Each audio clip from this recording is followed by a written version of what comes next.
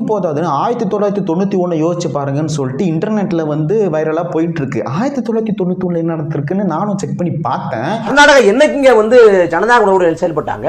91 பங்காரப்ப ஆட்சி காலத்துல நூத்துக்கணக்கான தமிழர்களை கொண்டாங்க, பாலியல் கொடுமை பண்ணாங்க, தமிழர்களை அகதியா விரட்டினாங்க.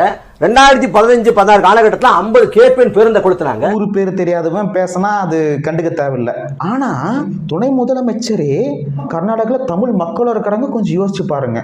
கலவரம் பண்ணாம இருக்கணும்னா பாத்துக்கங்க. வெளிப்படையான அச்சுறுத்தல், வெளிப்படையான மிரட்டல். இந்த விஷயத்துல வந்து தமிழர்கள் உண்மையிலே பாராட்டி ஆகணும். ஏன்னா 1991 சரி, அப்போ வந்து கர்நாடகால வந்து தமிழர்களை தாக்கி இருக்கிறாங்க. ஆனா அந்த டைம்லயும் நான் ரிசர்ச் பண்ணி பார்த்தேன், அந்த டைம்லயும் எந்த ஒரு கர்நாடகாக்காரர்களையும் தமிழ்நாட்டில் தாக்கப்படலை.